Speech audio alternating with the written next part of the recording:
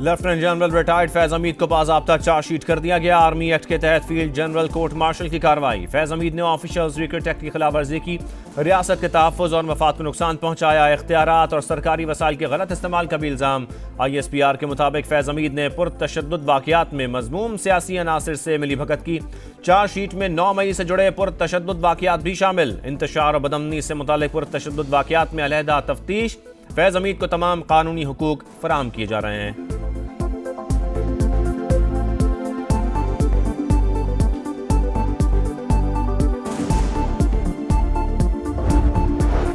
फैज हमीद के खिलाफ कार्रवाई सबके लिए सबक। बानी PTI अहलिया और हवारियों तक शिकंजा जाएगा। सेनेटर फैसल वाड़ा की समा से गुफ्तगू। कहते हैं फैज हमीद को बचाने के लिए सिविल नाफरमानी तहरीक का ऐलान किया गया। इस गुब्बारे से हवा निकल चुकी है। ट्रायल से मुल्क में अमन अमान कायम होगा। तलाल चौधरी बोले चार्जशीट साबित करती है 9 मई और 26 नवंबर को एहतजाज नहीं बगावत थी।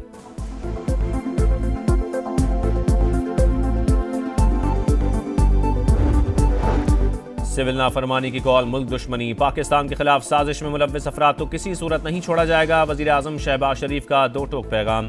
कहते हैं इस्लामाबाद पर चढ़ाई की नापाक कोशिश की गई। सियासी इस्तेहकाम मुआशी तरक्की के लिए ज़रूरी है।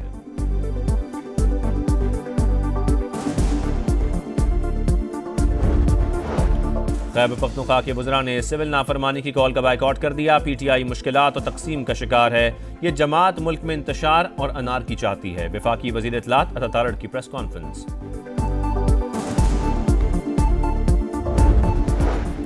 हुकूमत को बातचीत की पेशकश की है लेकिन कोई जवाब नहीं आया। PTI रहनुमा असद कैसर कहते हैं बात करे या ना करे ये हुकूमत की मर्जी है।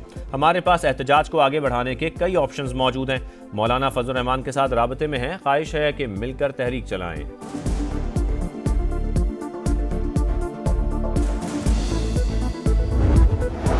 और वज़ीर आला पंजाब के दौरा चीन का दूसरा दिन। Communist party of China international department के मिनिस्टर से मुलाकात। लोकल गवर्नेंस और देही तरक्की के लिए चीन के तजुर्बात से फ़ायदा उठाने की ख्वाहिश का इजहार। मरियम नवाज के एजाज़ में ज़ोहराना। कम्युनिस्ट पार्टी ऑफ चाइना की नायब मिनिस्टर ने इस्तकबाल किया। वज़ीर आला पंजाब की चीनी सरमायाकारों को ताउन की पेशकश।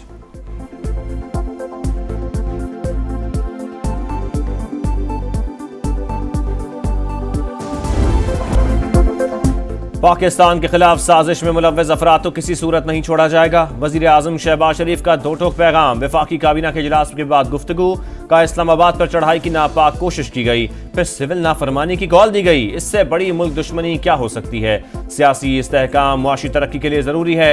हफ्तावार महंगाई कम होकर 3.57% पर आ गई। तरसीलात ज़र रिकॉर्ड सतह पर हैं। शाम में फंसे पाकिस्तानियों की वापसी के लिए मैकेनिज्म तय कर लिया। काबीना ने मजीद 8 IPPs के टैरिफ रिव्यू की मंजूरी दे दी। फैसले से कौमी खजाने को 200 अरब रुपए की बचत होगी।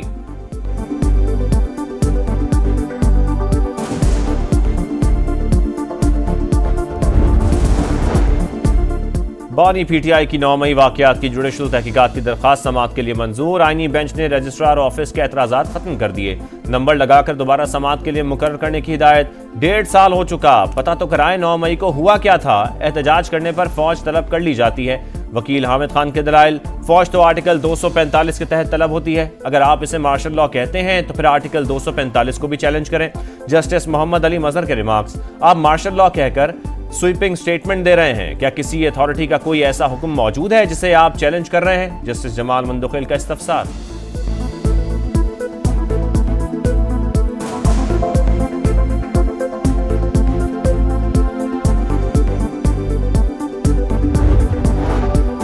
बानी तहरीक इंसाफ के खिलाफ तौहीन अदालत की हुकूमती दरख्वास्त पर समाअत गैर मुअय्यना मुद्दत तक मुलतवी। अदालत ने नोटिस किया तो बानी PTI को पेश भी करना पड़ेगा। जस्टिस अमीनुद्दीन का एडिशनल अटॉर्नी जनरल को हुकूमत से मजीद हिदायत लेने का मशवरा। जस्टिस जमाल मंदुखिल ने कहा तौहीन का मामला अदालत और तौहीन करने वाले के दरमियान होता है। हुकूमत क्यों जज्बाती हो रही है। फौजी अदालतों में सिविलियन ट्रायल केस की समाअत जुमेरात तक मुलतवी। आईनी बेंच ने बानी को खैबर पख्तूनख्वा जेल मुंतकिल करने की दरख्वास्त भी खारिज कर दी। शहरी पर 20,000 रुपए जुर्माना।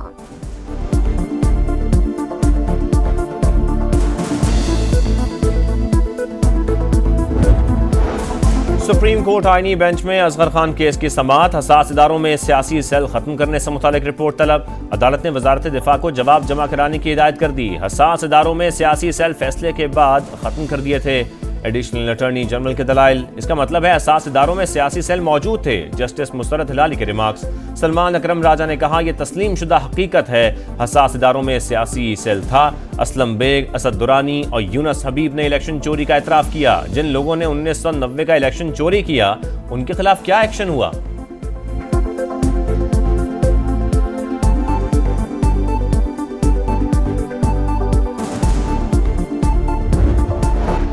हुकूमत को बातचीत की पेशकश की है लेकिन कोई जवाब नहीं आया। पीटीआई रहनुमा असद कैसर ने राबते की तस्दीक कर दी। कहते हैं बात करे या ना करे ये हुकूमत की मर्जी है, हमारे पास एहतजाज को आगे बढ़ाने के कई ऑप्शंस मौजूद हैं। मौलाना फजल रहमान के साथ राबते में हैं, ख्वाहिश है कि मिलकर तहरीक चलाएं।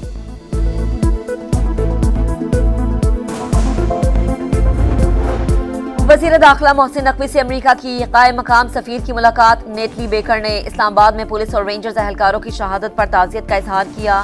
मोहसिन नकवी ने कहा कि गैर कानूनी मुकीम गैर मुल्कियों को इस्लामाबाद में रहने की इजाज़त नहीं दी जाएगी। पाकिस्तान में ICC चैंपियंस ट्रॉफी के इनेकाद पर भी गुफ्तगू। पाकिस्तान स्टॉक मार्केट में उतार चढ़ाव, 1000 से जायद पॉइंट्स की तेजी शदीद मंदी में तब्दील। 1300 से जायद पॉइंट्स गिर गए। इंडेक्स 1,08,000 की हद पर आ गया।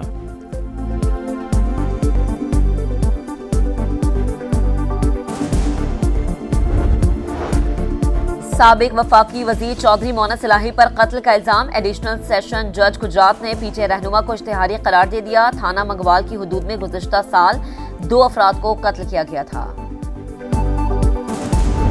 दुकानदार भी तंग हो गया है कि यार हम किस किस से बात करें। पीटीआई ने इतने अरसे में क्या किया है, हमारे सूबे में क्या किया है, इनको इस्तीफा देकर चले जाना चाहिए। पता ही नहीं है फुटपाथ किधर है, सारे रोड भी ब्लॉक बना हुआ है। पेशावर के किस्सा खानी बाजार में तजावुजात की भरमार, शहरियों का पैदल चलना मुहाल, ट्रैफिक जाम मामूल। मार्केट के तज़ीनो आराइश पर कई मरतबा करोड़ों रुपए लगे, लेकिन मसला जूं का तू।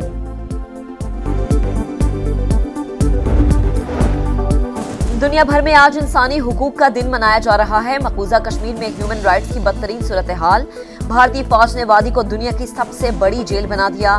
मिशाल मलिक का तकरीब से खिताब, कहा हजारों नौजवान गिरफ्तार हैं। यासीन मलिक को दवा के लिए भूख हड़ताल करनी पड़ती है। मकबूजा कश्मीर में भारतीय दहशतगर्दी के खिलाफ वादी नीलम में हजारों अफराद की रैली। आलमी बिरादरी से इंसानी हुकूक की पामालियों का नोटिस लेने का मुतालबा।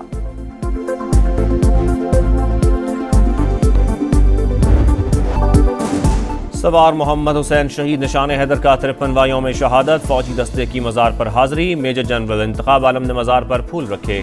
Chairman joint chiefs of staff committee, services chiefs और अफवाज पाकिस्तान का खिराज अकीदत।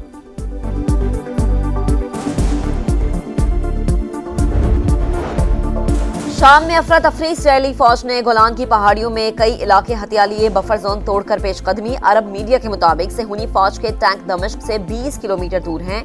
बफर जोन पर कब्जा आरजी है। सेहूनी फौज ने सलामती काउंसिल को खत लिखकर आगाह कर दिया। शाम में 250 से ज्यादा मकामात पर बमबारी, एयरबेसेस और हथियारों के जखायर को निशाना बनाया।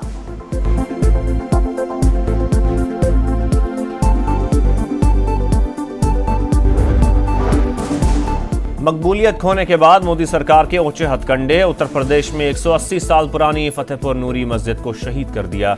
मस्जिद 1839 में मुगल दौरे हुकूमत में तामीर की गई थी।